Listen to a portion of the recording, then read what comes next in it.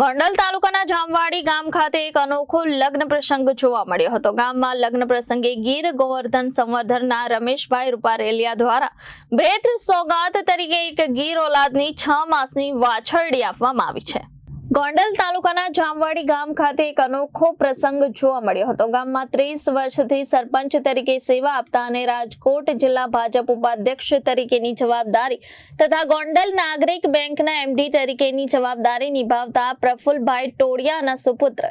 ચિરંજીવી લેરીસના લગ્ન પ્રસંગે ગીર ગૌ સંવર્ધનના રમેશભાઈ રૂપારેલિયા દ્વારા ભેટ સોગાત તરીકે એક ગીર ઓલાદની 6 માસની વાછરડી આપવામાં આવી હતી। આ ઝડપથી વિકસતા સમયમાં નોંધનીય બાબત એ છે કે જો આ રીતે દરેક લગ્ન પ્રસંગ વખતે વર્ષો પહેલાની પ્રણાલીને જીવંત કરવાના આશયથી વાછરડીઓનું કે ગાય માતાનું દાન કરવામાં આવે તો જે આ દેશ એક સમયે દૂધ ઘીની નદીઓ વહેતી હતી તેવું કહેવામાં આવતું હતું તે દિશામાં ગતિ કરશે। પ્રફુલભાઈ ટોડિયા પોતે પણ ગીર ગાયનું નિયમિત જતન કરે છે અને રમેશભાઈ રૂપારેલિયા પણ તેઓ સાથે નજીકની મિત્રતા ધરાવે છે। તે અંતર્ગત લેરીશ અને સ્નેહાના લગ્ન સમયે યોજાયેલ સત્કાર સમારોહમાં ગીર વાછરડીનું દાન કર્યું હતું। તારીખ 20-21 એપ્રિલના રોજ મારા દીકરા લેરીશના લગ્ન પ્રસંગ નિમિત્તે ઘણા રાજકીય મહાનુભાવો હાજરી આપી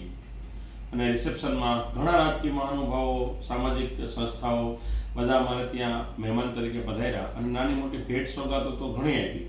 પરંતુ મારા પરમ મિત્ર એવા ભાઈ શ્રી રમેશભાઈ રૂપારેલિયા કે જેઓ ગીર ગૌ કૃષિ સંસ્થાન ચલાવે છે અને ગીર ગાયનું જતન કરે છે, તેઓની એક અલગ પ્રકારની ભેટ સોગાત હતી। તેઓએ મને 6 માસની વાછરડી ભેટ આપવા આવ્યા। મને ખૂબ જાણીને આનંદ થયો કે રમેશભાઈ રૂપારેલિયાએ મને ગીર ઓલાદની વાછરડી ભેટ આપી અને આ તકે મને એના પ્રત્યે ખૂબ લાગણી થઈ કે આવું એક અનુકરણીય પગલું જેથી કરીને લોકો ગીર ગાય તરફ ગતિ કરે અને જે એક સમય કહેવાતું કે સૌરાષ્ટ્ર ગુજરાત એટલે દૂધ ઘીની નદીઓ વહેતું કહેવાય, પરંતુ સમયની માર ખાધા પછી આ બધું જતું રહ્યું, પરંતુ ફરીવાર એ દિશામાં લોકો ગતિ કરે અને આવી રીતે મારી પાસે ઓલરેડી 10 ગાયો હું સાચું જ છું, એમાં એક વધુ વાછરડી આવી, એને પણ અમે ગૌ માતા તરીકે એને અમે સાચવશું, જતન કરશું અને બધા લોકો આ તરફ ગતિ કરે એવી અને આ ભેટ સોગાતની હું ખૂબ નોંધ લઉં છું અને રમેશભાઈ રૂપારેલિયાનો પણ આ તકે આભાર માનવાનો છું। Bureau report Janadesh news Gondal.